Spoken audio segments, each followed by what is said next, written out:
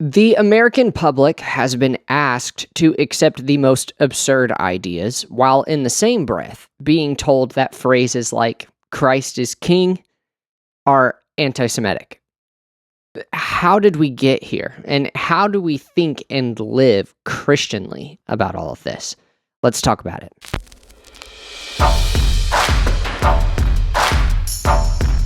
Welcome back to the PodCatechist. Thank you, as always, for joining me. This is episode 26. Can you believe that? 26 episodes. That's pretty good.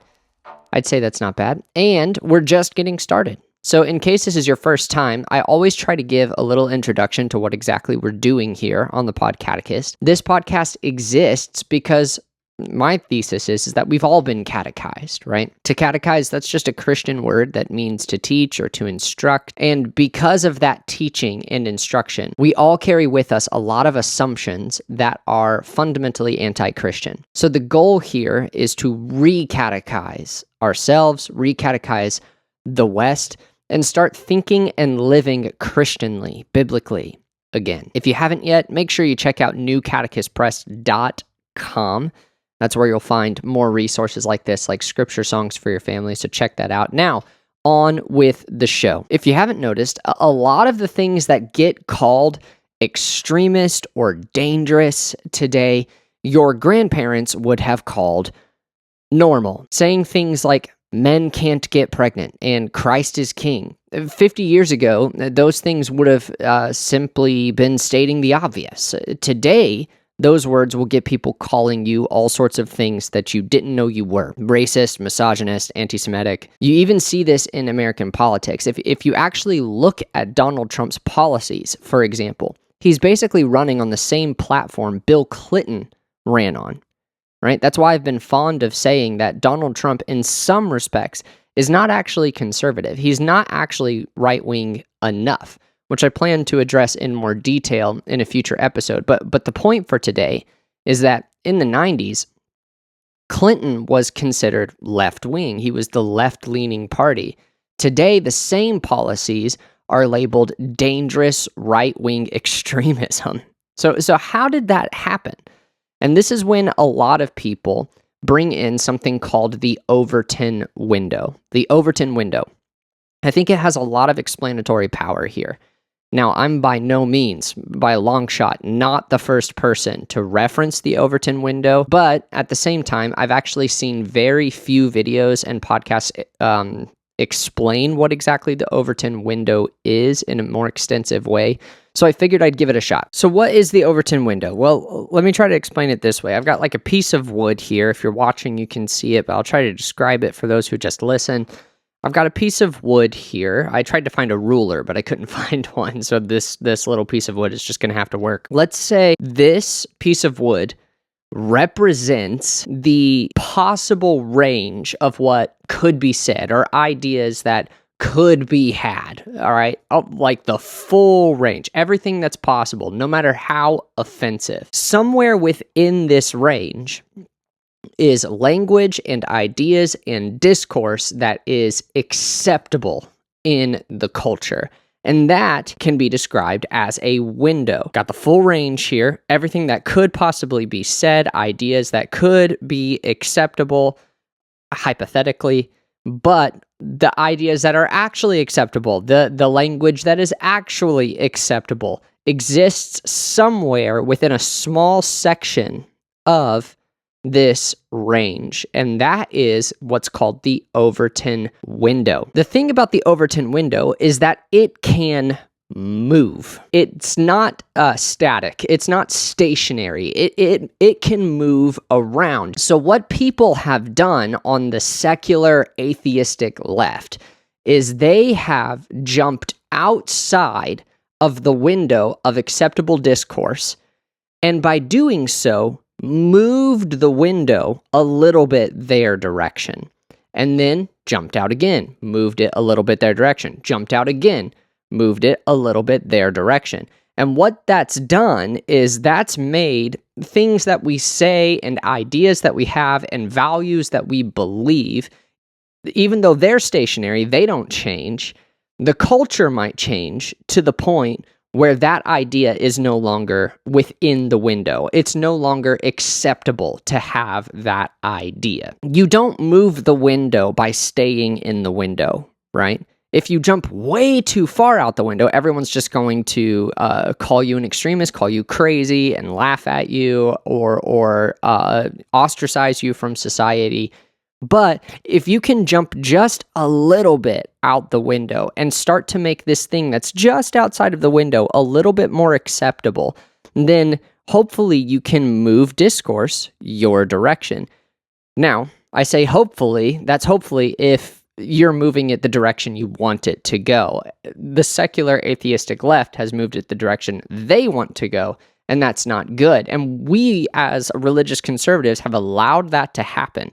They invent new language, new terminology that moves the window their direction. And conservatives, by and large, over the course of the last 50 years, have just accepted it.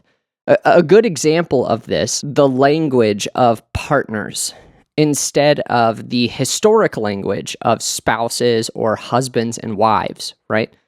When you call your wife your partner instead of your wife, you are actually using gender-neutral language that flattens the God-given roles, responsibilities, and covenantal assignments and distinctions that do exist that God did place on the marriage covenant. Men and women are different, and God designed us that way on purpose, with a purpose, and for a purpose, as I'm fond of saying. But people on the secular, atheistic left prefer to call marriages partners or even dating partners. And you see how it flattens everything?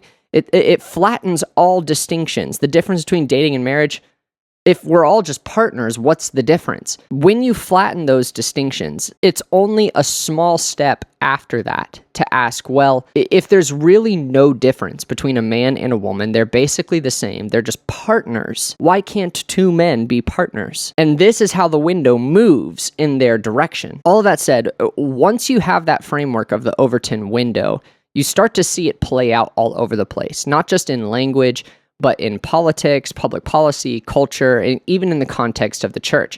So the left has continually, in politics, for example, taken ground slowly, incrementally, right? If you remember, Obama ran on, like in his campaign, in debates, ran on marriage is between a man and a woman. He said that. Marriage is a different thing. It's between a man and a woman. But two men could be partners, and slowly moved the window in that direction until eventually now two men can get married and now a man can get pregnant, right? It slowly moved the window of discourse and ideas in their direction. Now, why does all of this matter? Well, it matters because if you're a conservative Christian and you want to see your church and your people and your nation stop slipping into this moral and cultural insanity, then what you need to be willing to do is jump out of the window in the other direction. When they tell you that this thing that was normal 20 years ago is now extremist and offensive, say it anyway, right? You need to be willing to say the thing that offends the culture. And I don't mean that you just go out looking to offend people. You're not a jerk. You're not looking for an opportunity to hurt somebody's feelings. That's not what I'm saying. But when it's time to say, for example, Christ is king, you need to be willing to say it, knowing good and well that someone might call you an anti-Semite for it.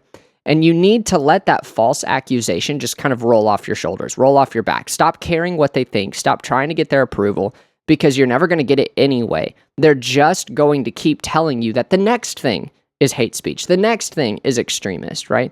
You'll never win them over by appealing to their language. Just say what is true. Be willing to say the thing. And God willing, maybe we can start to move the window back in the other direction and start to see some sanity make a comeback.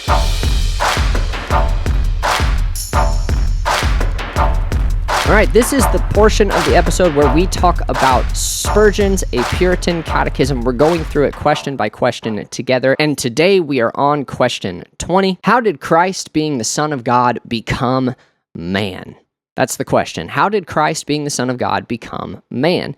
And the answer, Christ, the Son of God, became man by taking to himself a true body and a reasonable soul, being conceived by the power of the Holy Spirit in the Virgin Mary, and born of her, yet without sin.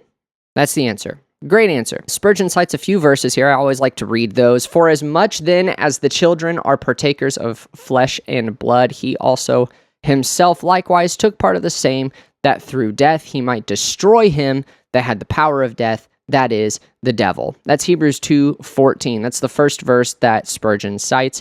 The next one he cites is Matthew 26:38. Then saith he unto them, My soul is exceeding sorrowful, even unto death. Tarry ye here, and watch with me.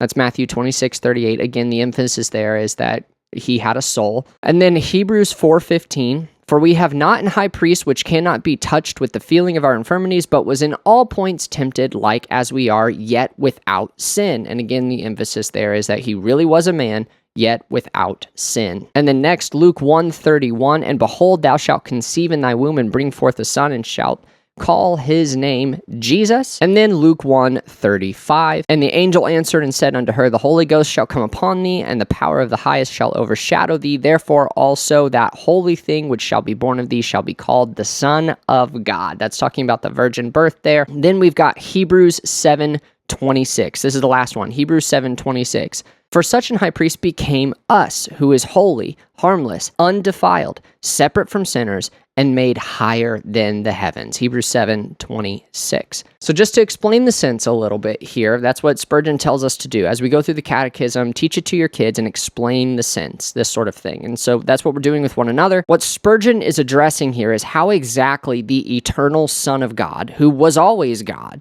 before time began, stepped down from his rightful place in the heights of the heavens, ruling all creation, stepped down from his throne, and became a man. Did he in any way relinquish his divinity? No. Was he 50% God and 50% man? No.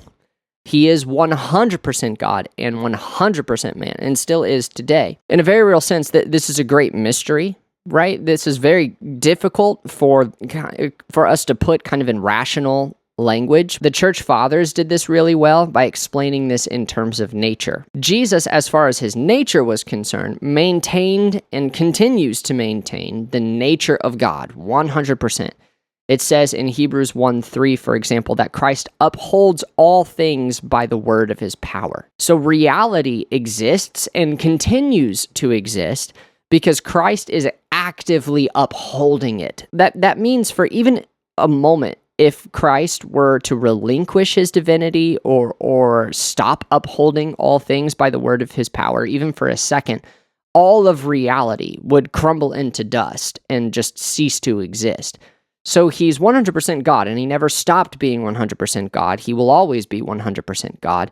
At the same time, through the Virgin Mary, Christ was born 100% man. He took on the form of a servant, as it says in Philippians chapter 2, and he did so yet without sin. He became one of us, yet without sin. For some context here, there was an early church heresy called Gnosticism, which is actually making a bit of a comeback these days. But Gnosticism maintained that everything physical is just inherently bad, and everything spiritual was inherently not physical and therefore good. So they taught that when Jesus came, he couldn't have come as a literal physical man, because by the very nature of being physical, he would have been corrupt somehow, and God can't be corrupt. So they believed Jesus had to be more like a ghost or an apparition. He wasn't really 100% man. And that's the context for John's epistles, 1 John, 2 John, 3 John. If you read those, John spends a lot of time in his epistles teaching that Christ literally came in the flesh. He had to. He could not die in man's place in any meaningful sense if he was not himself fully man, yet unlike the rest of us in the sense that he was without sin. So Jesus is 100% God, 100% man, one person, two natures. This is our Redeemer.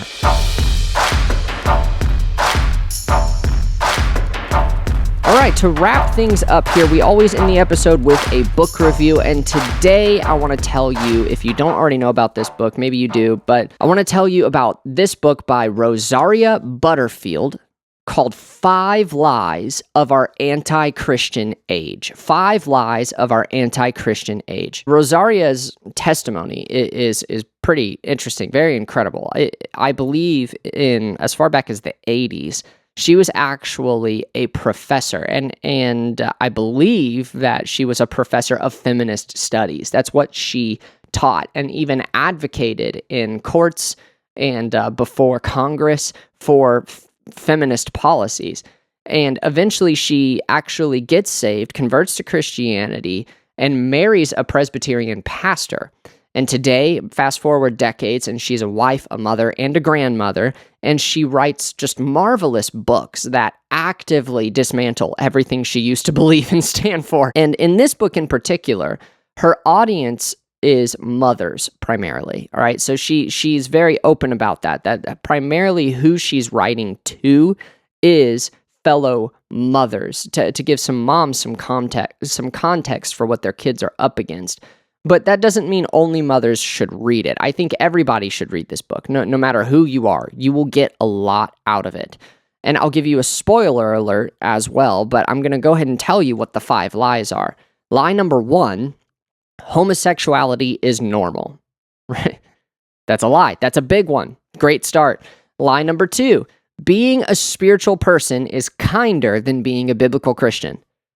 Aha!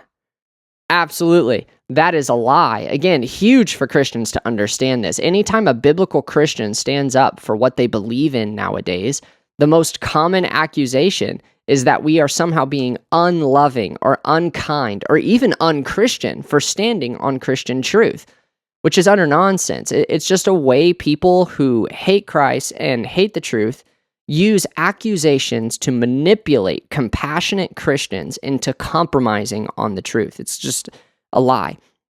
Lie number 3, feminism is good for the world and the church. That's one we should talk about sometime. That's a lie if I ever heard one.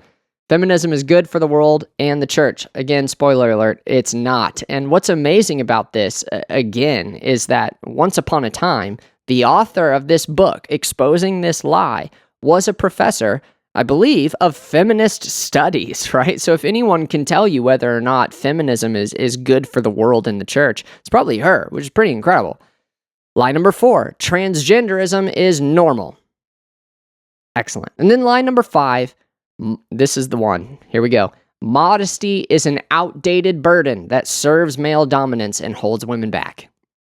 That's lie number 5. Modesty is an outdated burden that serves male dominance and holds women back. Holy crap. Now, believe it or not, I've seen that 5th one, make more people mad than any of the others. I don't understand that. These days, you can talk about just about anything, but you bring up women's modesty, and everyone's hair absolutely catches on fire. And Rosaria just doesn't care. She's going to say what needs to be said here, which is wonderful. I can't recommend this book highly enough. Please give it a read. Hear her case. I think you will be helped immensely as a Christian. All that said, thank you for listening to the PodCatechist. Make sure to check out newcatechistpress.com. And until next time, may the Lord bless you and have a great week.